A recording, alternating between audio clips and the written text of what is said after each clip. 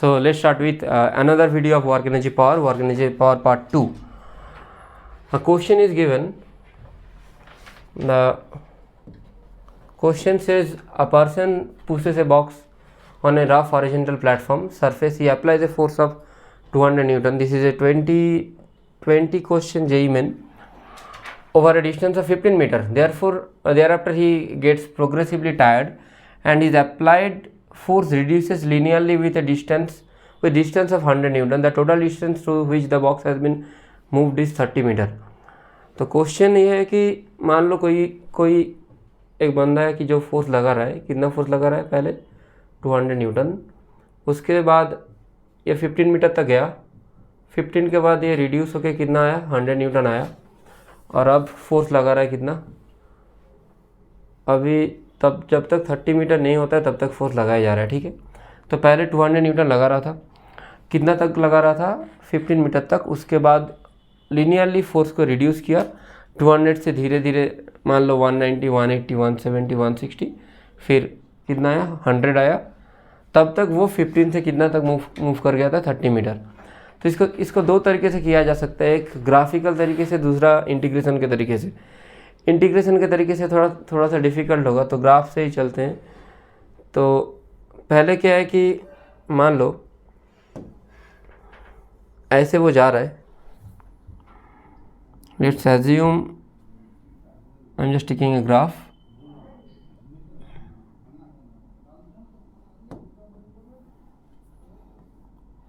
ठीक है, तो शुरू कहाँ से किया था उसने शुरू किया था कोई एक पोजीशन से, मान लो यहाँ से. मैं ड्रॉ कर रहा हूँ ए फॉर एक्स का ग्राफ, फोर्स के साथ डिस्प्लेसमेंट का ग्राफ ड्रॉ कर रहा हूँ. तो शुरू किया था लेट्स से यहाँ से. ठीक है, तो वो जब तक डिस्प्लेसमेंट कितना नहीं हो रहा है, 15 नहीं हो रहा है, वो कांस्टेंट फोर्स लगा रहा है. कितना लगा रहा है कांस्टेंट फोर्स, 200 न्यूटन. फिर उसने क्या किया, उसने अपना फोर्स को रिडक्शन किया, रिडक्शन करके कहाँ तक लेके आया, 100 तक. तो मैं मान सकता हूँ कि ये वाला फोर्स कितना है, 200 है, और ये वाला फोर्स कितना है, 100 है. ठीक है, तो अगर इसको मैं 15 मान के चलूँ तो ये वाला कितना है, 30 होगा. अगर ये वाला 30 हुआ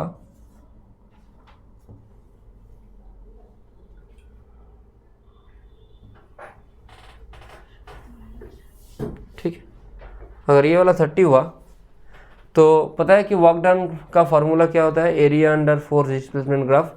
तो इसका पूरा का एरिया निकालो. एरिया कितना आ रहा है, half into sum of parallel side. Sum of parallel side कितना है, ये वाला और ये वाला साइड पैरेलल है, तो ये वाला कितना है, 15, ये वाला कितना है, 30.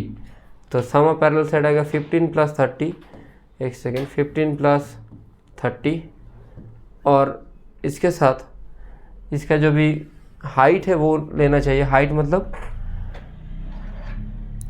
कौन सा वाला, अच्छा ये वाला तो नहीं होगा, ट्रापेजियम तो नहीं आ रहा है. एक सेकेंड, इसको दो पार्ट में डिवाइड कर लेना है. पहले एक कर लेता हूँ, ये वाला 3 पार्ट में भी डिवाइड कर सकता हूँ, वो और आसान होगा.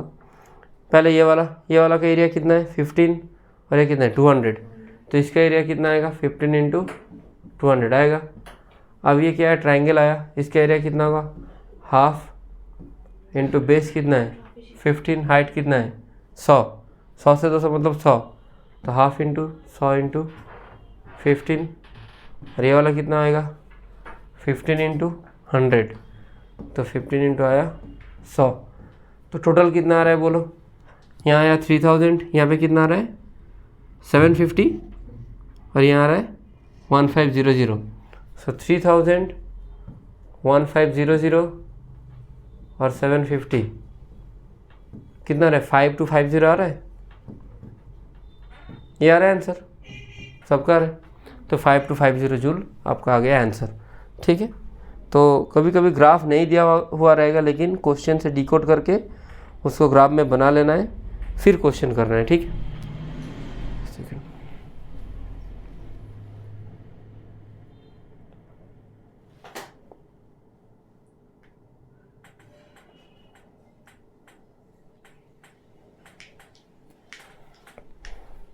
चलो नेक्स्ट कॉन्सेप्ट पे चलते हैं. दूसरा अब कॉन्सेप्ट आएगा work done bye static friction. हम लोग कर चुके थे, अभी आएगा work done bye kinetic friction, इसको भी मैं क्वेश्चन से समझाऊंगा। Kinetic friction, when do kinetic friction applied? Whenever there is a motion or relative motion in a body, then kinetic friction is applied, right? So let's start with the question. Question से समझोगे तो अच्छे से समझ भी आएगा। अब मान लो कि ये वाला कोई एक प्लेटफॉर्म है, मान लो वेज है, और यहाँ पे कुछ भी मास रखा हुआ है m, मान सकता हूँ। तो ये वाला मास कितना है, m, ठीक है। अब क्वेश्चन है कि तुम यहाँ पे फोर्स लगा रहे हो F का वैल्यू 20 न्यूटन दिया हुआ है, इसका मास भी गिवन है। मास कितना गिवन है, 2 kg। मास कितना गिवन है, 2 kg। एंगल थीटा, एंगल कितना दिया हुआ है, एंगल दिया हुआ है 37 degree, okay. It is found that block moves down the incline. Question लिखो। It is found that block moves down the incline with an acceleration of 10 meter per second square. With an acceleration of 10 meter per second square. So you need to find out. So acceleration also given how much? 10 meter per second square. What you need to find out? You need to find out three things. The first one is work done by the applied force. Work done by applied force. Second one is work done by gravity, WmG, और WG भी लिख सकते हो, कोई problem नहीं। Work done by gravity, GR लिख दो, W gravity, ठीक है। And the last one is work done by the friction force. Work done by the friction force. और टाइम जो है t is equal to 1 second. So you need to find out this work done at time t is equal to 1 second. Work done by friction, gravitation and external force. This capital F is external force and the small f is frictional force. The board is visible to everyone, okay? अब देखो, अब करना क्या है कि इसको आहिस्ता आहिस्ता बनाते हैं। यहाँ mg होगा mg, इस डायरेक्शन पे क्या होना चाहिए, mg cos थीटा नहीं sin थीटा, है कि नहीं। यहाँ mg cos थीटा, नॉर्मल हमेशा प्लेन का परपेंडिकुलर। इधर फोर्स लगाएगा तो फ्रिक्शन किधर, ऑपोजिट, क्यों, बॉडी नीचे की तरफ आना चाह रहा है, ठीक है। अब देखो नॉर्मल का वैल्यू कितना है, mg cos थीटा, लिख दो mg cos theta. n is equal to सीधा सीधा लिखो mg cos थीटा, लिखा। m का वैल्यू कितना है बोलो, 2g 10, तो 2 इंटू 10 cos थीटा, सीधा सीधा लिखो।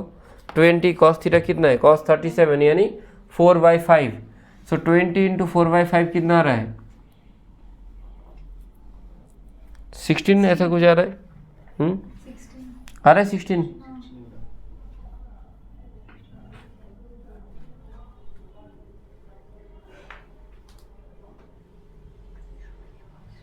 ठीक है, अच्छा।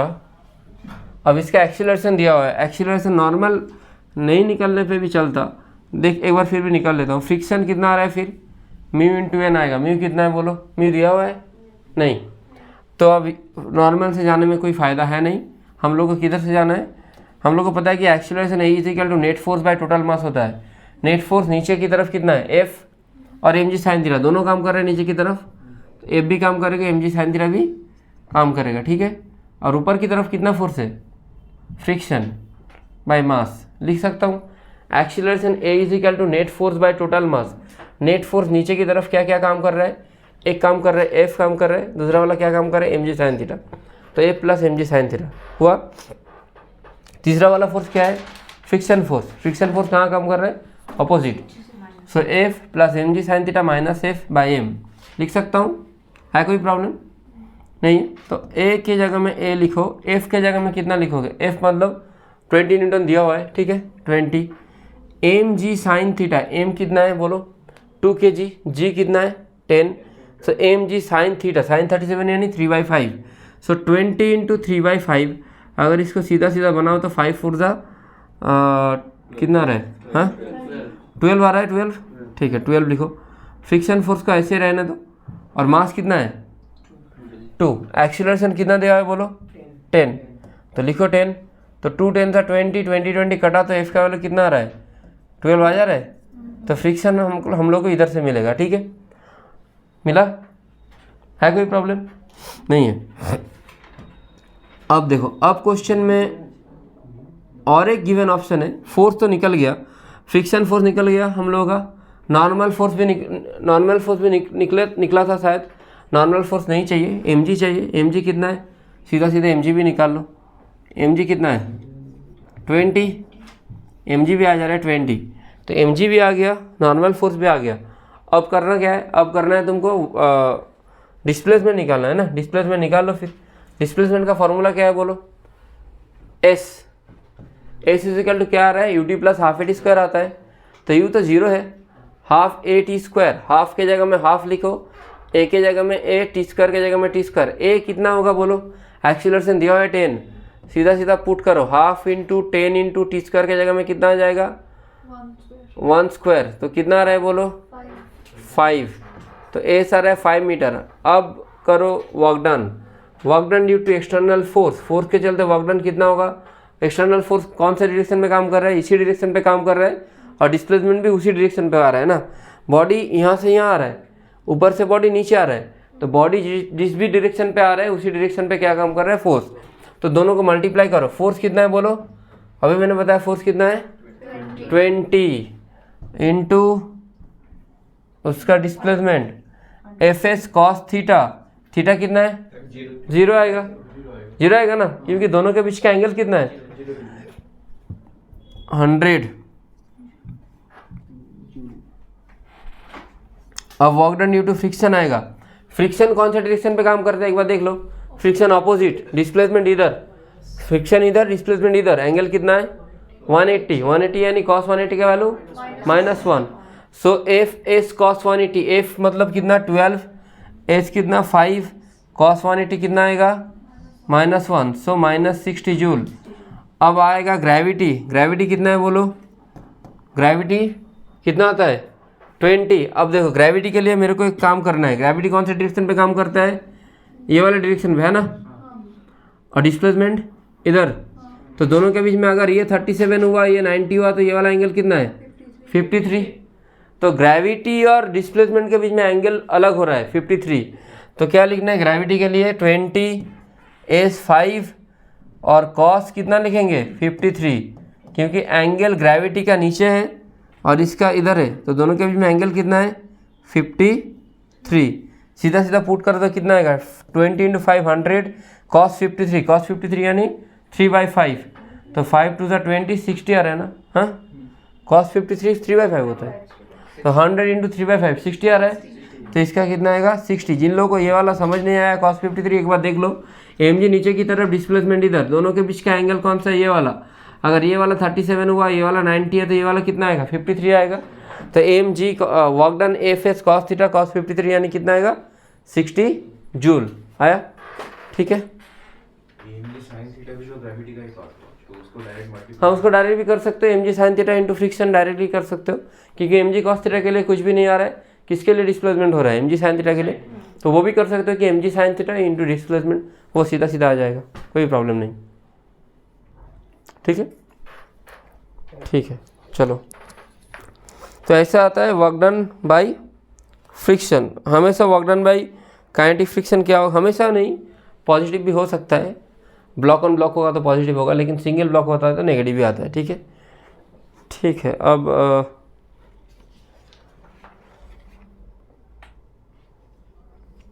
एक सेकेंड में दूसरा कुछ क्वेश्चन कराता हूँ। अच्छा ब्लॉक ऑन ब्लॉक का एक क्वेश्चन करो, एक सेकेंड जस्ट ए मिनट,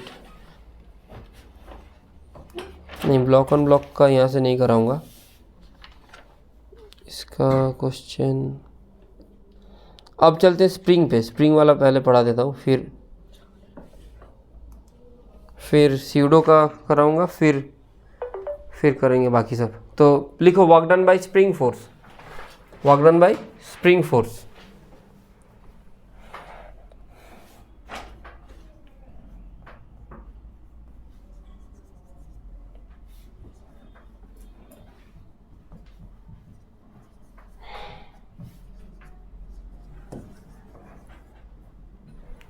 इसका बंगाली वर्जन का भी वीडियो आ रहा है, तो जो लोग बंगाली में फॉलो करते हो वो लोग देख लेना।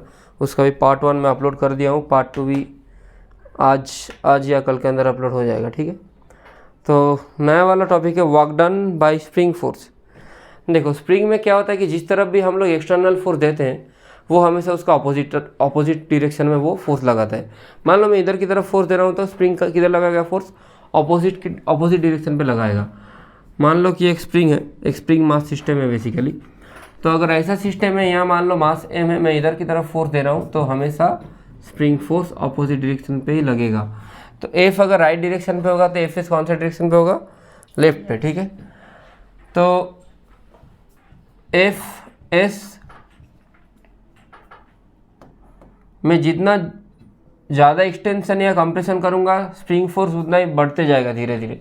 मान लो 1 मीटर से 2 मीटर तक मेरे को खींचने में जितना वर्क डन करना होगा 2 से 4 मीटर, 2 से 3 मीटर तक उससे ज़्यादा करना होगा, 3 से 4 तक उससे और ज़्यादा करना होगा, ठीक है, ओके।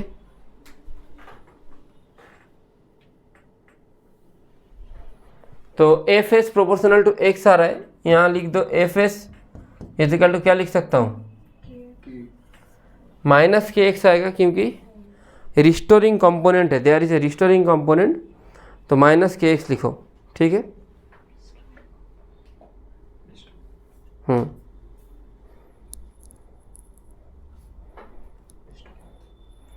क्योंकि मैं जिधर की तरफ फोर्स दे रहा हूँ, अगर ये एक्सटर्नल फोर्स के लिए बोलो तो क्या आएगा एक्सटर्नल के लिए, लेकिन के एक्स आएगा, लेकिन स्प्रिंग के लिए कितना आएगा माइनस के एक्स, क्योंकि दोनों का वैल्यू सेम है पर डायरेक्शन के अपोजिट है। मैं 20 न्यूटन डाल रहा हूँ तो स्प्रिंग भी 20 न्यूटन डालेगा, लेकिन वो अपोजिट डायरेक्शन पे डाल रहा है, इसलिए माइनस के एक्स आ रहा है, ठीक है। अब इसका वो करते हैं, वर्क डन निकालते हैं। पहले वर्क डन निकालने के पहले मैं फोर्स और एक्स का ग्राफ निकालता हूँ।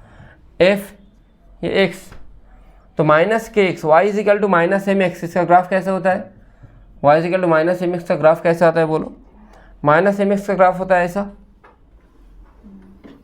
Negative slope. तो अगर नेगेटिव स्लोप ये वाला मान लो x, ये वाला भी मान लो x, या कुछ भी मान लो, या इधर का मान लो या इधर का मान लो, तो इसका वर्क डन कैसे आएगा, मान लो इसका एरिया कितना होगा बोलो, हाफ इंटू के एक्स इंटू एक्स। या तो के एक्स पॉजिटिव है तो एक्स नेगेटिव है, के एक्स पॉजिटिव है तो एक्स वाला नेगेटिव है ना। तो तुम लोग एक एक्स को पॉजिटिव रखो, एक को नेगेटिव रखो, कितना आएगा माइनस हाफ के एक्स स्क्वायर आएगा, माइनस हाफ के एक्स स्क्वायर आएगा। और इधर की तरफ देखो तो एक्स तो पॉजिटिव है लेकिन के एक्स क्या है नेगेटिव है, वाई वाला नेगेटिव हो रहा है लेकिन एक्स वाला क्या है पॉजिटिव, और यहाँ एक्स वाला नेगेटिव हो रहा है लेकिन वाई वाला पॉजिटिव। तो एक नेगेटिव एक पॉजिटिव को गुना करोगे तो ऐसा आएगा। मैं ऐसा क्यों कर रहा हूँ, क्योंकि मेरे को पता है कि फोर्स और एक्स एफ एक्स ग्राफ का एरिया से मेरे को क्या मिल जाता है, वर्क डन मिल जाता है, इसलिए मैंने इसका एरिया को मल्टीप्लाई किया। कोई चाहे तो ऐसा भी कर सकता है, इसको कैसे कर सकता है, इसका इंटीग्रेशन करके भी कर सकते हैं। इंटीग्रेशन कैसे करूँ, इंटीग्रेशन तो पता ही है, वर्क डन का क्या आता है, W is equal to F dot D X, F dot D X कर दो, एफ का वैल्यू कितना है minus K x D x. अब इसका लिमिट भी पुट करना होता है, के का वैल्यू तो कांस्टेंट है, लिमिट एक्स इनिशियल से एक्स क्या फाइनल, तो माइनस के बाहर जाएगा, एक्स स्क्वायर बाई 2 आएगा, तो एक्स स्क्वायर बाई 2 आएगा, तो एक्स फाइनल एक्स इनिशियल। अब एक्स फाइनल्स का स्क्वायर माइनस एक्स इनिशियल का स्क्वायर लिख सकता हूँ, तो minus K by 2 X final square minus X initial का स्क्वायर। अगर माइनस को मल्टीप्लाई कर दो अंदर तो क्या आएगा, K by 2 X initial square minus X final square, ठीक है। तो work done due to spring में क्या आता है, पहले इनिशियल पोजीशन का स्क्वायर आता है, बाद में फाइनल का। ये किसके लिए आ रहा है, स्प्रिंग के लिए आ रहा है। लेकिन यही अगर एक्सटर्नल के लिए होता, एक्सटर्नल के लिए भी मैं ग्राफ ड्रॉ कर रहा हूँ, एक्सटर्नल के लिए भी ग्राफ सेम ही आएगा पर थोड़ा सा चेंजेस होगा उसमें। मान लो ये वाला ग्राफ एक्सटर्नल के लिए आ रहा है, एक सेकेंड, हाँ ये वाला एक्सटर्नल के लिए ग्राफ आ रहा है, तो इसको थोड़ा बना देता हूँ। इसको कैसे बनाऊँ, इसको ऐसे, ठीक है। एक्सटर्नल हमेशा पॉजिटिव होगा, एफ और एक्स, तो जो भी सारे वैल्यू आया है वही वैल्यू आएगा, पर इसका क्या आ जाएगा, माइनस के जगह में क्या आ जाएगा, एफ एक प्लस आ जाएगा, हाफ के एक्स स्क्वायर। या उसके लिए भी, उसके लिए इसको अगर लिखो एक्सटर्नल के लिए तो हाफ के x final square minus X initial square. लेकिन स्प्रिंग के लिए क्या आता है हमेशा, माइनस, क्योंकि स्प्रिंग हमेशा ऑपोजिट की तरफ वर्क डन करता है। ठीक है,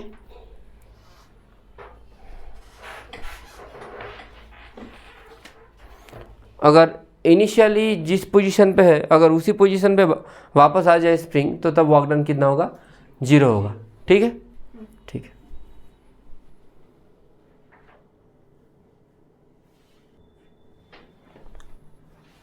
So moving on to a new question, the work done by an external agent in pulling a spring from a deformation of 10 cm to 15 cm is W1. So work done by external agent, that is external force, that will be what, half k x final square minus x initial square. External means there will be no means final minus initial should be there, not initial minus final, because it is given external by external force, not by spring force. So half k x square minus half x square, half is half, k is what, k, xf is 15 and then the initial was 20, so 15 square minus, recording on, recording, 15 square minus 10 square, and the next one is half k xf square is what, 20 square minus 15 square. Just you need to divide those things. So half k gone. So 15 square minus 10 square is how much, 125. I'm just doing directly, okay. 225 minus 100, 125. This one is 400 minus 15 to 175, right? So 125 by 175, we need to find out the work done ratio, that is W1 is to W2. So the value coming is what, 5 by 7, 5 by 7. Actually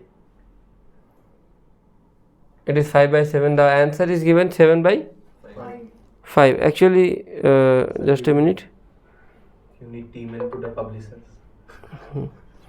Yes, we need to mail to the publisher. The question should be W2 by W1. W2 by W1. This should be the question. Okay, W2 by W1. Otherwise, everything is correct. So this was one question from spring force. Now let's move on to the new question. Work done due to pseudo force. Work done due to pseudo force. Write down one or two line. I am just dictating.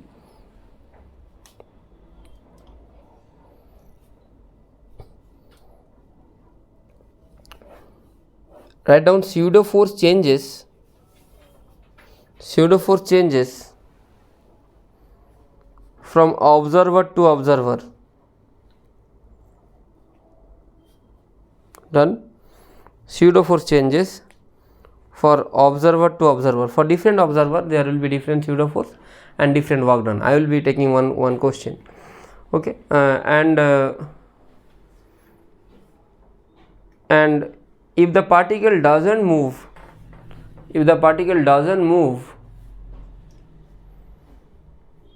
relative to the observer, if the particle doesn't move relative to the observer, then work done due to pseudo force should be 0. Relative to the observer, then work done due to pseudo force should be 0. Okay.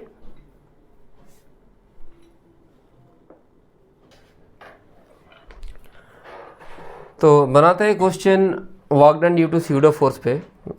एक second.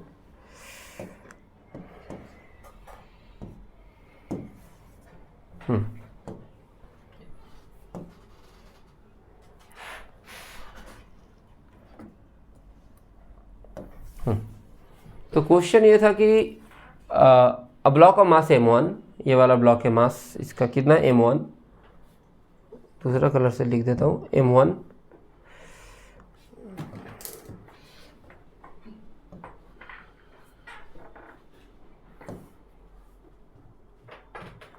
Okay, moves with an acceleration a1 to relative to a trolley as shown in figure. तो मैं trolley के जगह में मैं train ले रहा हूँ, उससे अच्छे से समझ आएगा। मान लो ये एक ट्रेन है, यहाँ पे कोई है, यहाँ पे मैं हूँ और यहाँ पे बाहर कोई खड़ा है, ठीक। तो the block is being observe by two observer 2 and 3, इसको 2 मान लेता हूँ और इसको कितना 3, ठीक है। इसको छोटा करता हूँ पहले थोड़ा सा।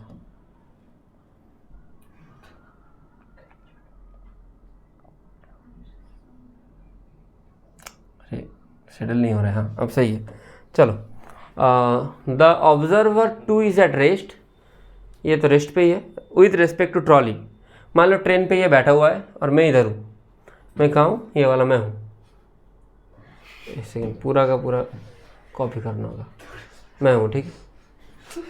पूरा कॉपी नहीं हो रहा है यार।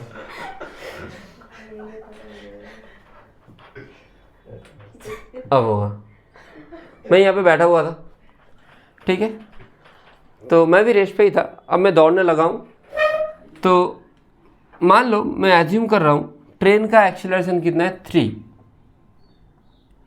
ठीक है, और मैं कितना स्पीड से दौड़ रहा हूँ, लेट्स एज्यूम मैं 5 से दौड़ रहा हूँ, ठीक है, कितना 5, ठीक है। तो मैं दौड़ते हुए जा रहा हूँ, ट्रेन के अंदर ही हूँ लेकिन बाहर नहीं, ठीक है। मैं यहाँ पे था, इधर से इधर आया, मेरा एक्सीलरेशन कितना है 5। किसके रेस्पेक्ट में 5 है,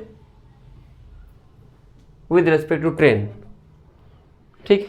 तो अगर मेरा 5 है रेस्पेक्ट टू ट्रेन, तो एक्चुअली मेरा कितना 8 है। 8 से 3 माइनस करो तो 5 आ रहा है। ये तो मोटा मोटी समझ आ रहा है, लेकिन इसको थोड़ा मैथमेटिकली समझते हैं। तो मैं अगर इसके रिस्पेक्ट में एनालिसिस करना चाहूँ, इसको तो मेरे को पहले रेस्ट पे लाना होगा। रेस्ट पे लाने के लिए मेरे को क्या अप्लाई करना है, स्यूडो फोर्स अप्लाई करना है। कौन से डायरेक्शन पे अप्लाई करना है, ऑपोजिट डायरेक्शन में। मैंने ऑपोजिट डायरेक्शन पे अप्लाई किया, ठीक है। तो ऑपोजिट डायरेक्शन पे अप्लाई करूँगा तो कितना आएगा, m इंटू ए के जगह में कितना आएगा 3। अब इस पे अप्लाई होगा तो मेरे पे भी अप्लाई होगा। अब आया ट्रेन स्टैटिक कंडीशन पे, क्यों, क्योंकि 3 से जा रहा था, मैंने उल्टा तरफ 3 अप्लाई कर दिया। सेम एक्सेलरेशन में अप्लाई कर रहा हूँ उल्टा तरफ। तो जिसके रेस्पेक्ट में मैं एनालिसिस कर रहा हूँ वो अभी मोशन पे नहीं है, वो अभी रेस्ट पे है। तो उसको रेस्ट पे ला रहा हूँ तो मेरे पे भी सेम फोर्स अप्लाई होता है। कितना अप्लाई होगा अभी, m इंटू 3, ठीक। अब उसी को इधर समझते हैं। देखो, इसको मैं मिटाता हूँ। मास सारे के एक ही होगा शायद, m1 m2 m3 एक से नहीं। मास बाकी का नहीं दिया है, बाकी का नहीं चाहिए, बस इसका ही मास चाहिए क्योंकि इस पर ही वर्क डन निकालना है, ठीक है। तो अब देखो, शुरू वाला क्वेश्चन, मतलब पहले वाला क्वेश्चन देखो, ये वाला क्वेश्चन, इसमें a12 उसका रिलेटिव एक्सीलरेशन था, ठीक है। a12 मतलब उसका acceleration a1 with respect to 2। इसका ऐसे भी लिख सकते हैं, a12 मतलब a1 माइनस a2। अब 1 पे अब पूछा क्या है, the observer 2 is at rest with respect to trolley which is moving with acceleration a2 while the observer 3 is moving with acceleration a3। ये बाहर खड़ा हुआ है, बाहर ये पैदल चल रहा है, कितना a3 से चल रहा है, ठीक है। Find out work done by the pseudo force as observe by the observer 2 and 3 on the block during time t। अब देखो, अगर ये यहाँ पे बैठा होता, इसके ऊपर बैठा होता, तो दोनों एक साथ मूव करता, तब उसके रेस्पेक्ट में उसका डिस्प्लेसमेंट, मतलब वो मैन के रेस्पेक्ट में मास m1 का डिस्प्लेसमेंट कितना होता, 0 होता।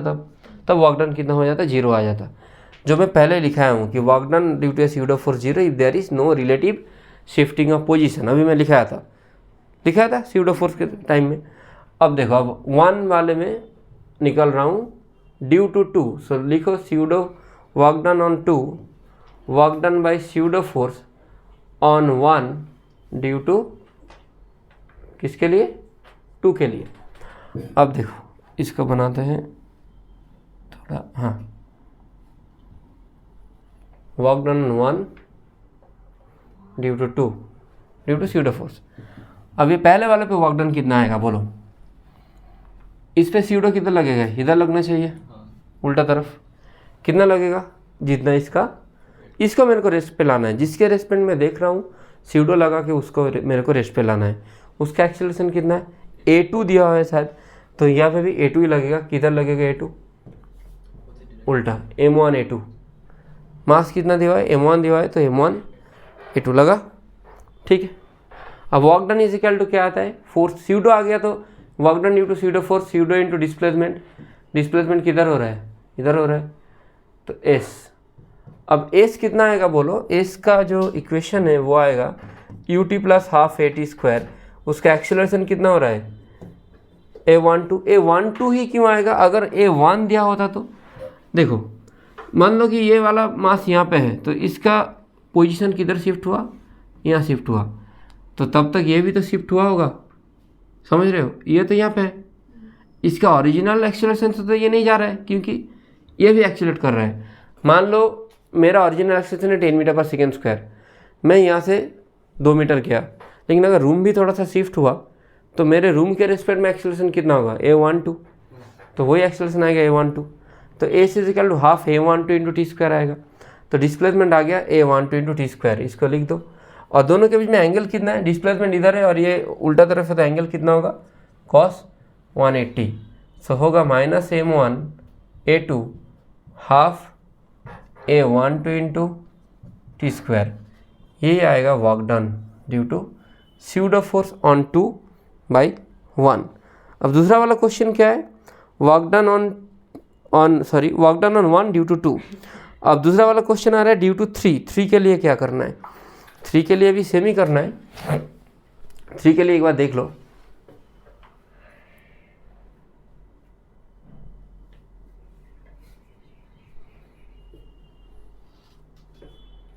देखो अब 3 के लिए बनाना होगा तो विद रेस्पेक्ट टू 3 को जजमेंट करना होगा, ठीक है। अब देखते हैं, बनाते हैं फिर, ओके।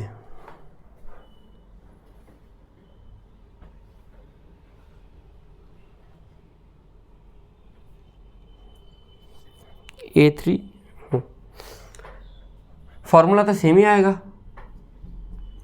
3 के लिए भी स्यूडो फोर्स किधर काम करेगा, इधर ही काम करेगा, m1 इंटू A3 है कि नहीं। वर्क डन का फार्मूला क्या होगा फिर, माइनस m1 A2 के जगह में A3 हाफ। अब a12 नहीं होगा, क्यों 12 नहीं होगा, पहले 1 का डिस्प्लेसमेंट विद रिस्पेक्ट टू 2 देख रहे थे, अभी 1 का किसके रेस्पेक्ट में देखना है 3, तो 12 के जगह में क्या होगा 13 इंटू टी स्क्वायर। अब a13 का वैल्यू मेरे को निकाल लेना है, वो वाला निकाल लूँगा तो बाकी का सारे हो ही गया है, ठीक है।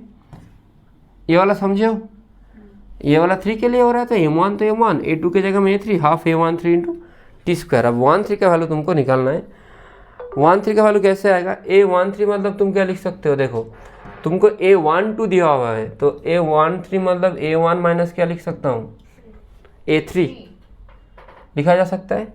अब a12 मैंने क्या लिखा था शुरू में, a1 माइनस a12 लिख सकते हो, a1 माइनस, तो a1 को क्या लिख सकते हो, तो लिख दो a12 plus a2 minus a3, ये आ गया तेरा a13 आया, ठीक है। बस इसको कहाँ पुट करना है, यहाँ पुट कर दो 13 के जगह में, किधर ये जगह पे पुट कर दो, जो भी वैल्यू आएगा वही आएगा फाइनल रिजल्ट, ठीक है। एक क्वेश्चन मैं दे रहा हूँ फॉर होमवर्क, क्वेश्चन देख लो एक बार।